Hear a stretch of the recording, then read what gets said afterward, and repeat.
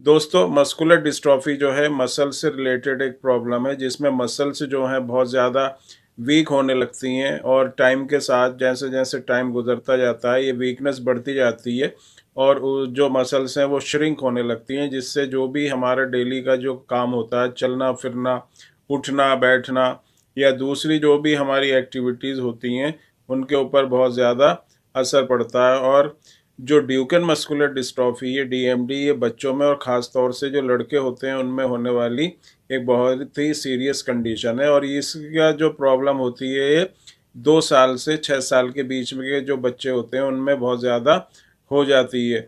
और 12 या 14 साल तक बच्चा आते-आते बिल्कुल चेयर पे इसमें बैठ जाता है। उसकी बिल्कुल जो मसल्स हैं एकदम वीक हो जाती हैं, जो उसका स्पाइन होता है, जो बैकबोन होता है उसमें कर्वेचर आ जाता है। और उसके साथ ज़्यादा प्रॉब्लम बढ़ने पे जो उसके इंटरनल ऑर्गन होते हैं, उसके हार्ट्स या जो लंग्स हैं, उनकी मसल्स भी वीक हो जाती हैं, जिससे उनको सांस लेने में प्रॉब्लम होती है। ड्यूकेन मस्कुलर डिस्ट्रॉफी जो है एक जो एक्स लिंक्ड रेसेसिव जिसको हम कह सकते हैं, एक्स क्रोमोसोम पे जो एक जीन होता है, जो डिस्ट्रोफिन एक प्रोटीन होता है जो मसल्स की स्ट्रेंथ के लिए बहुत ज़रूरी है। उसके ऊपर अगर फॉल्ट कोई भी फॉल्टी जीन आ जाती है एक्स क्रोमोसोम के ऊपर, तो ये प्रॉब्लम हो जाती है, जिससे जो मसल्स हैं वो वीक होने लगती हैं। ड्यूकेन मस्कुलर डिस्ट्रॉफी के जो अगर हम सिम्टम्स की बात करें तो अगर जिस बच्चे को ड्यूकेन मस्कुलर डिस्ट्रॉफी या डीएमडी होती है, उसको शुरू में वो चलने में प्रॉब्लम होती है, सिम्टम्स स्टार्टिंग में ही उसको दिखाई देने लगते हैं, या कभी-कभी चलते-चलते बच्चा जो है गिर जाता है। फिर उसके बाद जो है उसको नीचे से जब बैठ के जब वो उठता है तो वो बिना सपोर्ट के नहीं उठ पाता, या तो वो घुटने पे अपना हाथ रखेगा या ज़मीन पर हाथ रखेगा, उसके बाद ही वो उठ पाएगा। ज़ीना चढ़ने में उसको प्रॉब्लम होती है, कहीं ऊंचा-नीचा जो अगर जगह होती है वहाँ पर उसको चलने में प्रॉब्लम होती है। और उसकी जो काफ मसल्स होती हैं पीछे वाली टांग के नीचे वाले पार्ट में, वहाँ पर भी हार्डनेस हो जाती है और मसल्स का एक गुच्छा सा बन जाता है।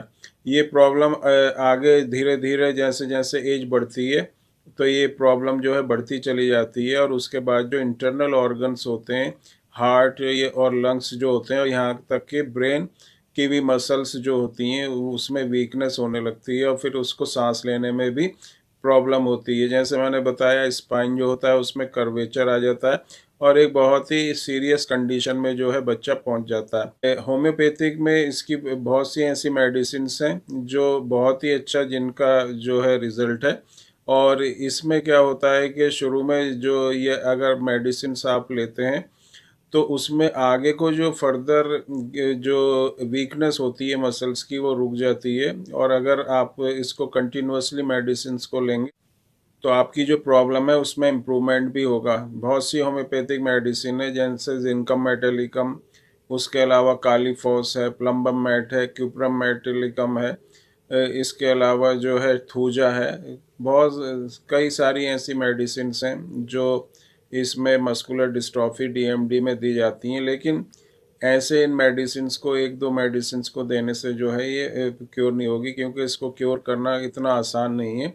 तो अगर आपके बच्चे में या फैमिली में इस तरह की डीएमडी की प्रॉब्लम है, तो हमारा जो व्हाट्सएप नंबर नीचे दिया हुआ है, और आप अगर इसका ट्रीटमेंट करना चाहते हैं तो आप व्हाट्सएप नंबर पर मैसेज करके इसका सॉल्यूशन पूछ सकते हैं। मस्कुलर डिस्ट्रॉफी में जो एक एंजाइम होता है क्रेटाइन काइनेस सीपीके जिसको कहते हैं, वो एंजाइम्स जो है उसका लेवल बढ़ जाता है, क्योंकि ये एंजाइम जो मसल्स की जो टूट फूट होती है, उससे ये एंजाइम्स जो है बनता है बॉडी के अंदर। जितनी मसल्स में टूट फूट होगी उसी के हिसाब से ये जो सीपी के लेवल है ये बढ़ जाएगा।